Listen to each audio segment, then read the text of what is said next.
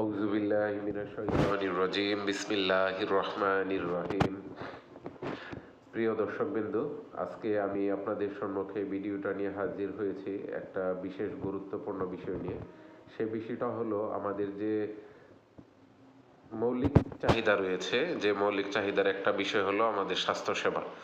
আপনারা জানেন যে আমাদের যে বাংলাদেশে স্বাস্থ্যসেবা খাতটি রয়েছে, সে খাত থেকে আমরা কতটুকু স্বাস্থ্যসেবা আমাদের নিশ্চিত করতে পারতেছি, সেই বিষয়টি নিয়ে মূলত আমাদের আজকের পথ চলা।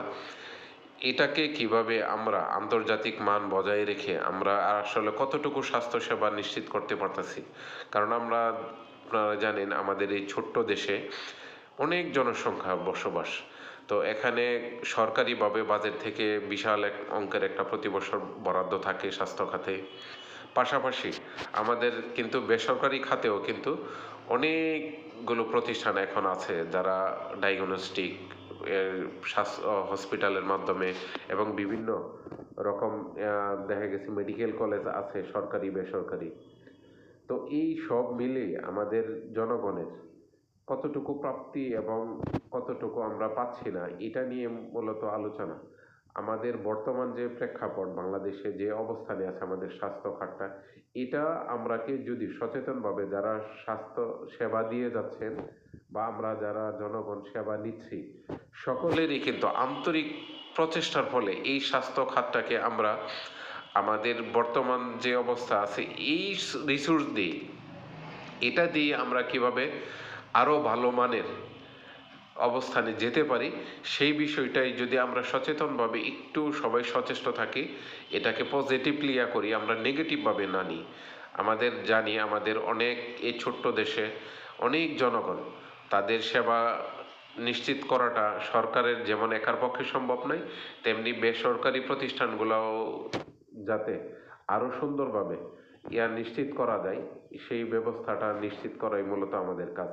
আপনার স্বাস্থ্য খাত শুধু একজন ডাক্তারের প্রেসক্রিপশনের মধ্যেই সীমাবদ্ধ নয়।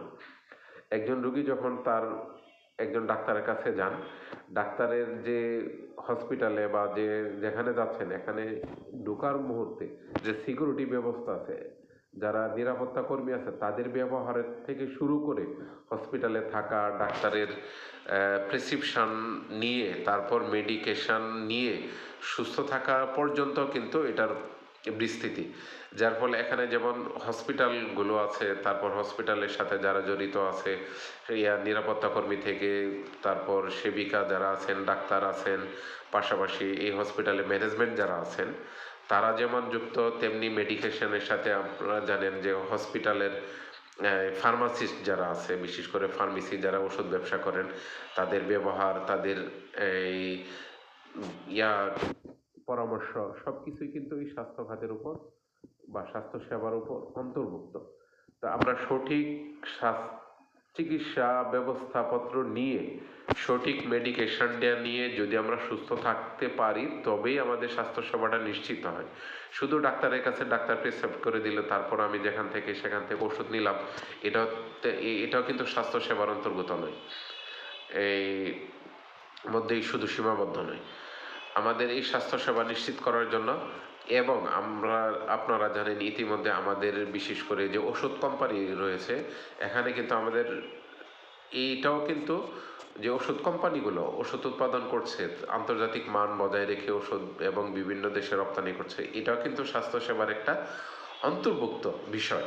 তো এই বিষয়গুলো আমরা ধাপে ধাপে বিভিন্ন বিষয় বিভিন্ন সময়ে কিভাবে ডেভেলপ করে, আমরা কিন্তু নেগেটিভ না, আমরা সবাই পজিটিভলি আমাদের স্বাস্থ্য খাতটাকে কিভাবে উপস্থাপন করে পজিটিভলি সবাই যাতে এই দেশের প্রতি আন্তরিক হয়, যাতে কোনো বাংলাদেশি বিদেশে না গিয়ে কিভাবে দেশের অভ্যন্তরে স্বাস্থ্যসেবা নিশ্চিত করা যায়, এই বিষয়গুলো আমরা বিভিন্ন সময় আপনাদের সম্মুখে উপস্থাপন করব। আশা করছি আপনাদের সকলের সহযোগিতা নিয়ে এই পথ চলা আমরা নিশ্চিত করতে পারবো। এই আশাবাদ ব্যক্ত করে মূলত আজকে আপনাদের সম্মুখে আমি উপস্থিত হয়েছি।